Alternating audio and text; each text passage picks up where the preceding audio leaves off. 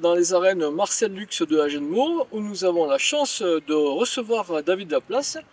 Bonjour David, Bonjour. qui vient nous parler d'un événement qui va se dérouler ici même. Tout à fait. Comme tu as dit, c'est vraiment un événement que nous avons créé avec la Ganaderia d'Airis, avec le comité des fêtes d'Agenmo et la municipalité d'Agenmo. Un événement qui n'avait pas à Agenmo, un spectacle de course landaise, autre que le concours landais qu'on connaît bien des fêtes. Un spectacle événement, puisqu'on aura la présence d'une partie course landaise et d'une partie libre à émotion, avec la sortie de 4 taureaux et non 3, puisqu'on fait une petite surprise les habitants d'Agen ou les spectateurs en général. Comment se fait qu'une ganaderia organise elle-même un événement comme ça? C'est vrai que c'est pas commun que les acteurs et le ganadère prennent en main l'organisation d'un spectacle, mais c'est parti d'une soirée d'hiver où voilà, notre ganadère Jean-Louis Déris nous a mis un peu au défi et bien sûr qu'on a envie de le relever. Et voilà, c'est parti avec de grandes lignes et puis on a fini le projet en allant voir Madame Pascal Requena, Madame le maire d'Agenmo, qui a validé notre projet, puis le comité des fêtes d'Agenmo avec Laurent Bergès et son équipe.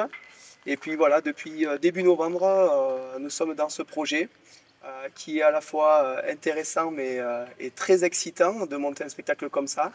Voilà, il y a son lot de réussite et des fois de déception, mais on a toujours su rebondir pour mettre en place, je crois, quelque chose d'assez spectaculaire pour les gens qui vont venir le 3 juin à Agenmo. Pourquoi Agenmo d'ailleurs? Mais pourquoi Agenmo? Ça a été plus ou moins assez facile, puisqu'on est déjà tous locaux, plus ou moins. Et puis Agenmo, déjà, est une arène à taureaux, puisqu'on voulait en mettre des taureaux. Il n'y avait pas grand-chose autre que les fêtes avec l'intervillage et le concours landais et la noviada. Voilà pourquoi Agenmo. C'est plus voilà, le cœur qui a parlé, et puis surtout Madame le maire qui était à fond dans notre projet, le comité des fêtes. Donc c'est toujours plus facile d'y aller, voilà, d'y aller, de foncer pour ce projet-là. Le rôle du comité des fêtes, tu peux nous en parler? Il y aura des bénévoles qui vont s'y greffer? Alors tout à fait, alors le comité des fêtes, lui, va faire tout ce qui est avant-spectacle. Nous, la Ganaderia, on s'occupe de vraiment la partie spectacle. Et en fait, si vous voulez, le comité des fêtes proposera en fin d'après-midi la présentation de son cartel avec la Noviada qui sera pour les fêtes d'Agenmo. Ils présenteront le cartel. Et puis après, ils vous attendront sur les coups de 19h, 19h30 pour un repas d'avant-spectacle qui sera juste à côté des arènes sous un chapiteau. Voilà, ils tiendront aussi la buvette. Et nous, on prend le relais à partir de 21h30 avec le spectacle dans les arènes. Mais la billetterie ouvrira à 18h30. On ouvrira les guichets pour ceux qui n'ont pas encore leur billet pour les prendre sur place. Tu peux nous dire comment il faut qu'on fasse ou Tout à fait. Depuis fin avril, on peut se procurer dans les offices de tourisme d'Agenmo, de Saint-Sevé et de Hamou le fameux billet pour le spectacle. Et ceux qui n'ont pas eu encore la chance de l'avoir, bien sûr, le jour même, à partir de 18h30 au guichet des arènes, on vous attend voilà, pour prendre le fameux sésame. Donc bien entendu, on va avoir droit aux écarteurs, aux sauteurs. Et tu peux nous parler un petit peu des surprises avec les taureaux ou c'est top secret? Alors, on peut dévoiler, mais en laissant une part de secret aussi. Je pense que c'est important pour un spectacle comme ça, pour les spectateurs. Il y aura une première partie très traditionnelle avec des vaches à cordes, des vaches sans cordes, où il y aura même un concours interne entre nos acteurs sur des vaches réputées de notre Ganaderia. Et puis en seconde partie, on va changer carrément d'optique, puisqu'on va avoir que de la sortie de bétail libre, sans corde, avec 2 vaches sans corde et donc 4 taureaux, puisque nous avons voilà, donné la possibilité d'un 4e taureau. C'était pas le cas, ça s'est fait voilà, il y a quelques jours. Vu que les réservations marchent très bien, c'est la meilleure façon de remercier ce public qui sera, j'espère, encore plus nombreux. J'ai une question un petit peu plus générale. Comment tu vois l'avenir de la course hollandaise? Ça passe par des organisations comme ça. Parle-nous-en un petit peu.